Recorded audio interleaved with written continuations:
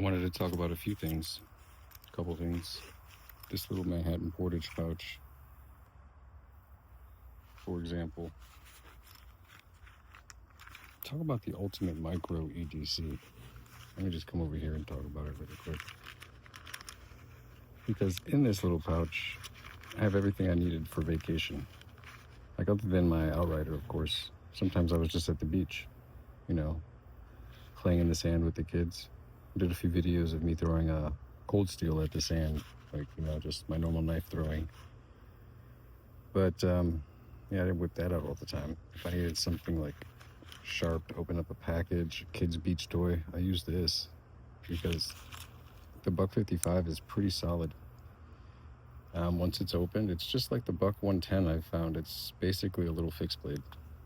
Buck 55 kind of fits perfectly in there. Splinters, all that kind of stuff. Toothpick, toiletry needs. File on there, tiny little blade that might come in handy. But the scissors, that's a titanium toothpick that just poking.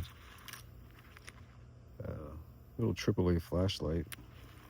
And then if I needed a pry bar or something, I'm not going to use my knife or that fucking Swiss Army knife. I got this here. This is a Rough Rider. They kind of use it like this, actually. People in the factories kind of come in there, and I guess their nails take a beating after doing this all day. They kind of use that to open up the blade, do the quality control, So that's pretty neat. So if I don't use it for that. This is the Rough Rider 1092. That's the serial number on it. 1092. Some bone handles. It's nice. It's my pry bar, micro, and some of those. I usually have a safety pin in there too, but looks like I gotta restock that. But this was perfect, and I still had room for my ID, as well as some cash. Just a bifolded bill. It fits perfectly in there. That's the dimensions. Take a $1 bill, 20, fold it in half. It fits in there perfectly. Your IDs fit in there perfectly too. That's all I needed was an ID and just some cash. Really good. Just to keep in mind, that bag is Manhattan portage, and I've had this one since about 2014. I bought another one. It's what color is it? I bought one for my daughter and one for my wife too. Gray and blue, but then mine is green. I like the earth tones. I still do. One of the things I wanted to go over was this. I ended up going ahead and buying one of those Nebo flashlights at Ace Hardware. I'm gonna let you know what I think, but straight out, I literally just opened it, and straight out of the package, I don't know if you can see it, see if I can find it. This, yeah.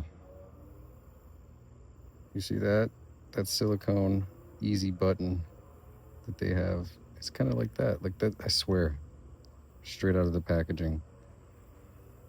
But I'll show you the brightness on another video. It's pretty bright.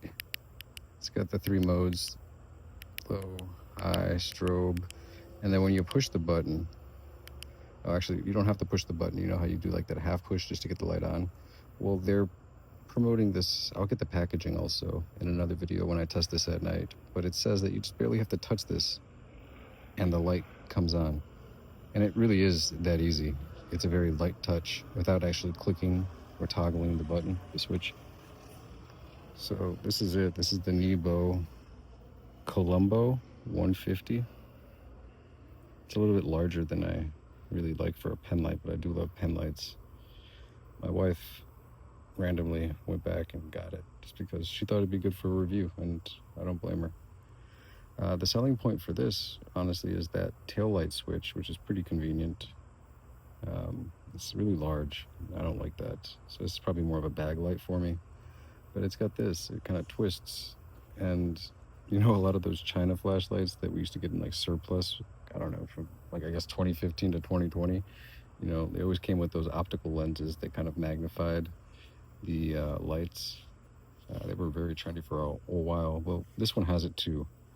It's more of a square beam. They did it right. So I know a lot of you are familiar with that style of the zooming optic lens, but this one is done classy. Feels very smooth. I like to oil everything that I get that has threads, even if it's aluminum. I don't care. It just makes it more buttery. makes it last longer. But sometimes you're trying to put it on there fast and you will cross thread something, especially aluminum. So I always oil everything, just a little drop.